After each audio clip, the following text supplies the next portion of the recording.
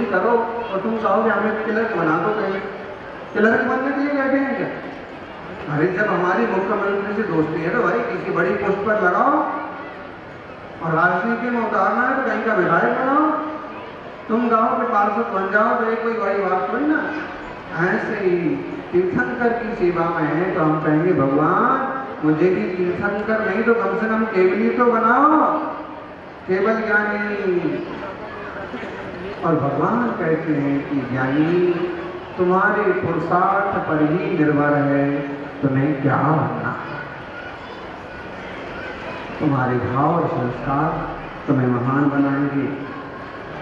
सज्जनों,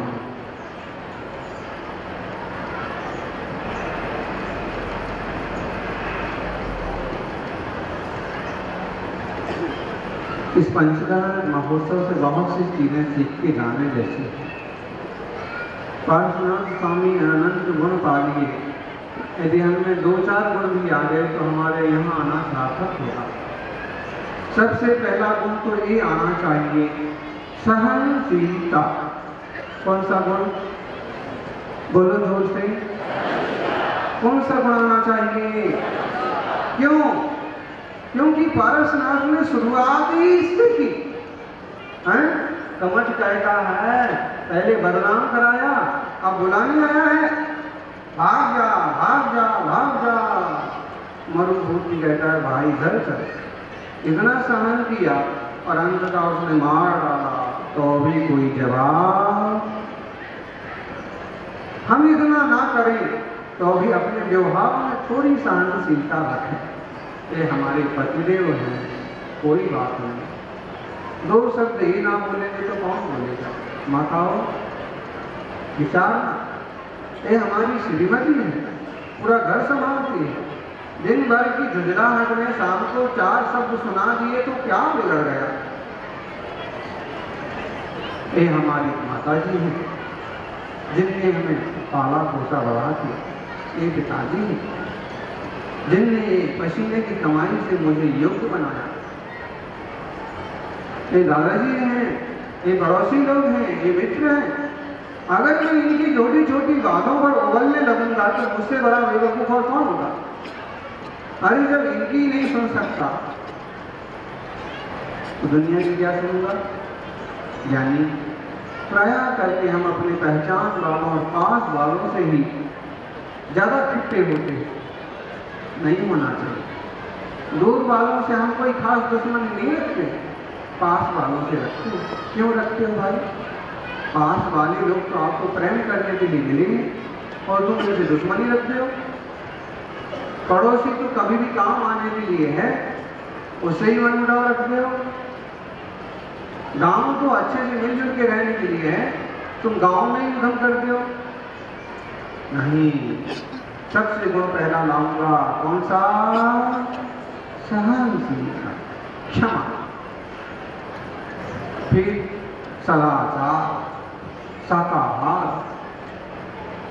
किसी को नहीं सताऊंगा, किसी के प्रति गलत नजर नहीं रखूंगा।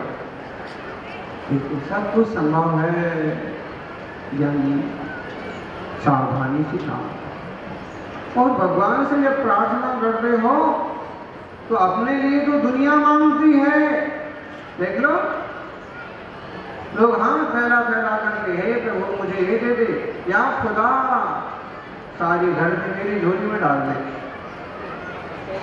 अपने लिए दुनिया मांगते हैं, लेकिन हम आपसे कहेंगे कि भगवान के समोसा में जाकर के एक बार 3 दुखी गरीबों के लिए प्रार्थना जरूर करना।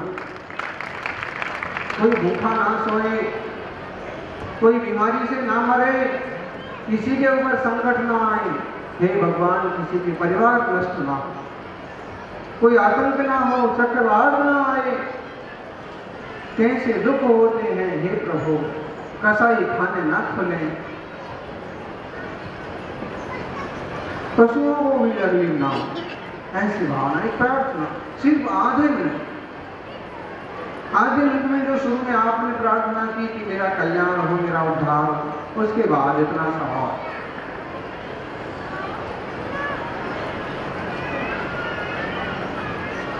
न तो हम लंकी देवी राजा है, कहते हैं एक बार उनके ग्रंथिदेव वैदिक शास्त्रों में बहुत प्रसिद्ध राजा ग्रंथिदेव के राज्य में दुष्काल पड़ा, लोग भूख प्यास से तकलीफ पाने लगे, राजा को भी खाने के लाले बढ़ गए।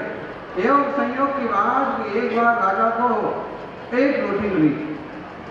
राजा ने कहा एक रोटी है, लेकिन मैं पहले किसी अतिथि को भोजन कराऊंगा।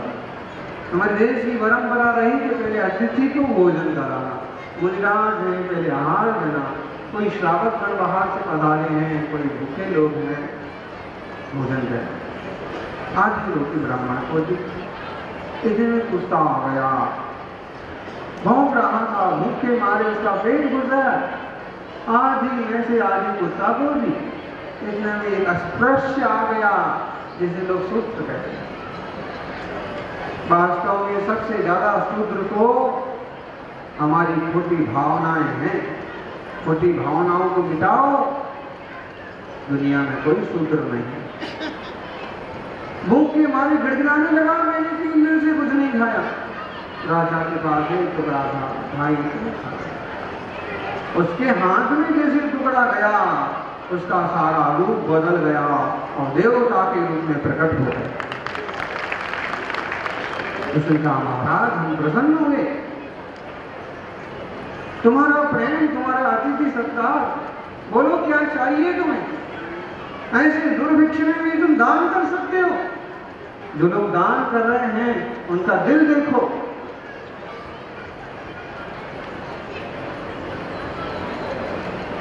ऐसे दुर्भिक्ष में भी तुम दान कर सकते हो, मांग लो क्या मांगते हो। राजा कहता है न त्वहं कामये राज्यम न स्वर्गम न पुनर्भवम कामे दुख तप्तानाम प्राणिनाम अर्पनाशनम। हे भगवान, मैंने कितने बड़े यज्ञ किए, मैंने पंच कल्याण किए, मैंने पूजाएं की, लेकिन इन सबों का फल मैं यही मांगता हूँ, न त्वहं कामये राज्य। मैं राज्य नहीं मांगता, मुझे राज्य नहीं चाहिए।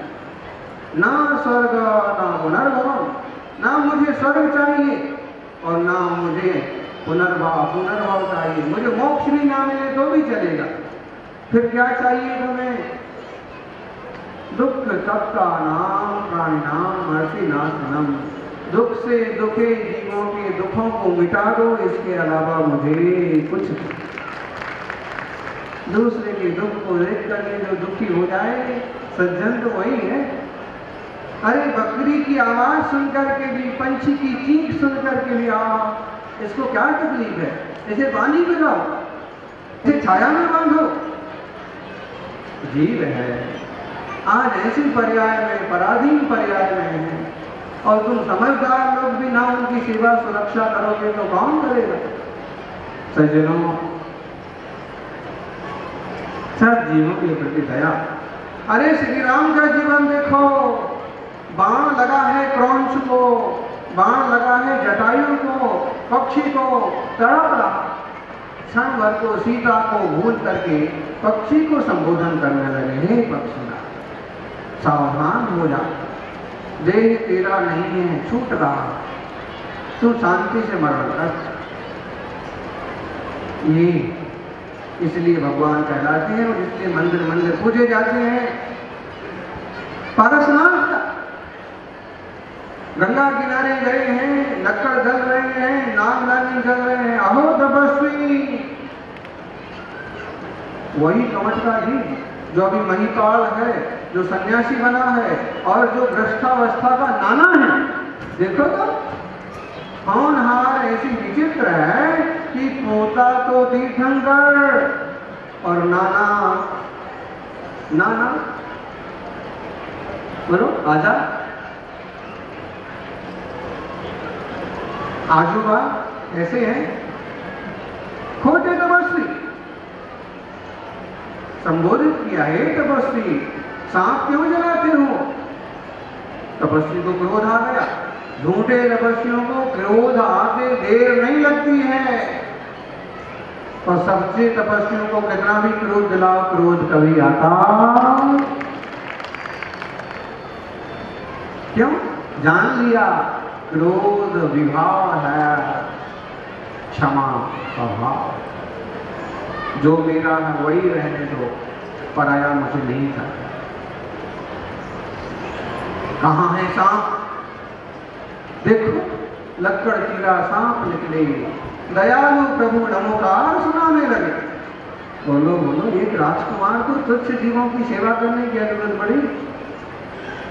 उपदेश है दुनिया के लिए कि जीव जंतुओं पर भी दया करो। तुम कहते हो शेर दुश्मन है, सांप दुश्मन है। दुश्मन कौन है रे? तुम प्रेम का झरना बहा दो। अगर वो दुश्मन है तो शंकर जी के गले में क्यों आनंद से लोट पोट होता रह रहा है? बोलो, शिव जी के गले में सांप है, अगर ऐसे खतरनाक है तो उनने क्यों पाल रखा? और वह दोनों वहां खुश क्यों है? प्रीति है, प्रेम है, अपनापन है। इसलिए सांप और शेर भी हमारे दोस्त। लालसा है, पागलपन है, तो लोग तो मुर्गियों को भी मार के खा जाते हैं। नहीं, एक सच्चा इंसान दयालु प्रेमी, वैसा हम सबका मंगलमय जीवन है। ऐसे निर्वाण कल्याण का हम भगवान से प्रार्थना करते हैं। आज समय के हिसाब से आधा समय ही आपको दिया, बाकी समय मिला तो दोपहर को फिर से एक बार अपन तत्व चर्चा करेंगे। जय भीम, चिंतामणि और ओम नमः सिद्धेभ्यः। ओम नमः सिद्धेभ्यः। ओम नमो जिनानम।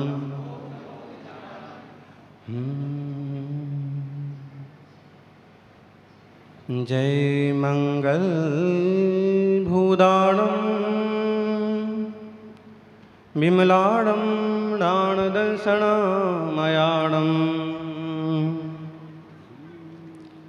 तेलोक से हिराणम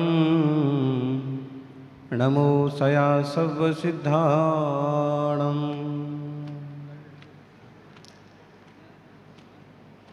जयकारा।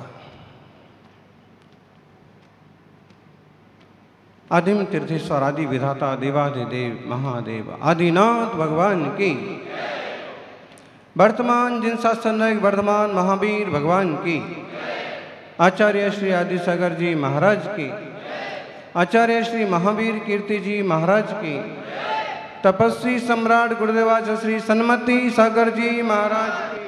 बोले परम पूज्य चतुर्थ पट्टाधीश प्रागताचार्य ज्ञान के संत समणि भक्त आचार्य श्री 108 सुनील सागर जी गुरुदेव की, गुरुदेव की।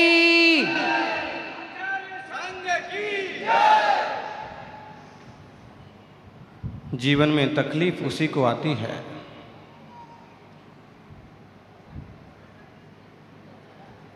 जीवन में तकलीफ उसी को आती है जो हमेशा जिम्मेदारी उठाने को तैयार रहते हैं। जीवन में तकलीफ उसी को आती है जो हमेशा मुकाबला करने को तैयार रहते हैं, और मुकाबले लेने वाले, जिम्मेदारी लेने वाले कभी हारते नहीं, या तो जीतते हैं या सीखते हैं।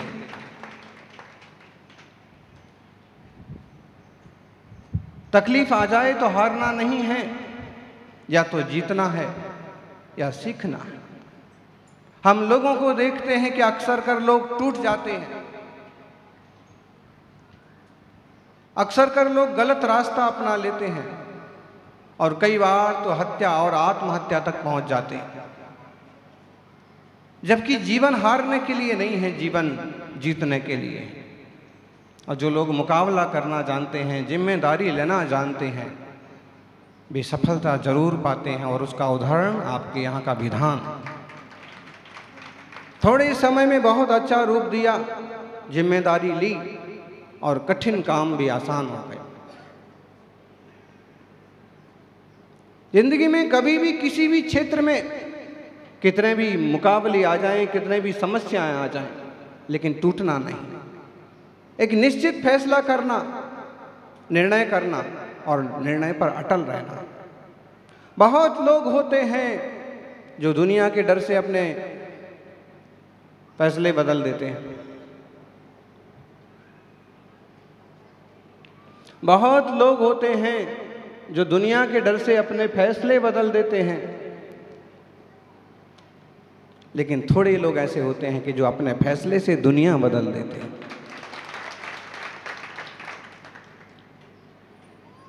फैसला लेने में, निर्णय लेने में बहुत देर नहीं लगती है, और जो ज़्यादा देर तक निर्णय करते हैं ना, उनके निर्णय अक्सर कर फेल हो जाते हैं।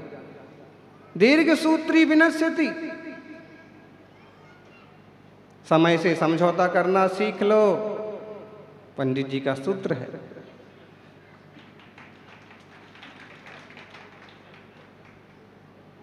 समय से समझौता करना सीख लो, जैसा समय आया है सो आया है। एक सम्राट था, गुरु के पास गया, कहा कि जीवन तो सुखमय चल रहा है, लेकिन कोई आशीर्वाद दीजिए, कोई वरदान दीजिए। कहते हैं गुरु जी ने एक कागज के टुकड़े पर लिख दिया, बहुत ज़्यादा खुशी हो और खुशियों में कोई गलत रास्ता अपनाने की इच्छा हो तो इस पर्ची को पढ़ लेना, और बहुत ज़्यादा तकलीफ हो और बहुत ज़्यादा तकलीफ में कोई गलत रास्ता अपनाने की इच्छा हो तो इसको पढ़ लेना। अक्सर कर बहुत ज़्यादा खुशी या बहुत ज़्यादा धन के कारण से लोग गलत रास्ते चले जाते हैं, अथवा बहुत ज़्यादा समस्याएं और बहुत ज़्यादा तकलीफ़ों के कारण से गलत रास्ते चले जाते हैं। इसलिए भगवान से प्रार्थना करो कि बहुत ज़्यादा खुशियाँ और बहुत ज़्यादा गम दोनों भी हमें ना मिलें, हमारा जीवन समतौल चलता रहे, भगवान की आराधना चलता रहे, जीवन का आचार विचार शुद्ध बना रहे। सम्राट ने लिया और अपनी अंगूठी के नख के नीचे उसको रख लिया। मंत्र है,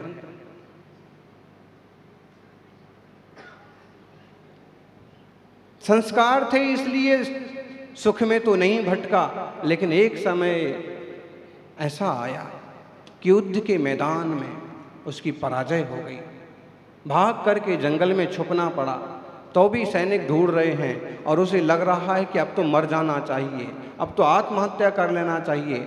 सब कुछ लूट गया, परिवार लूट गया, बेटा कहाँ, बहू कहाँ, पत्नी कहाँ, बच्चे कहाँ, धन कहाँ, वैभव कहाँ, और अब ऐसे जीवन जीने से अच्छा है कि मर जाना चाहिए।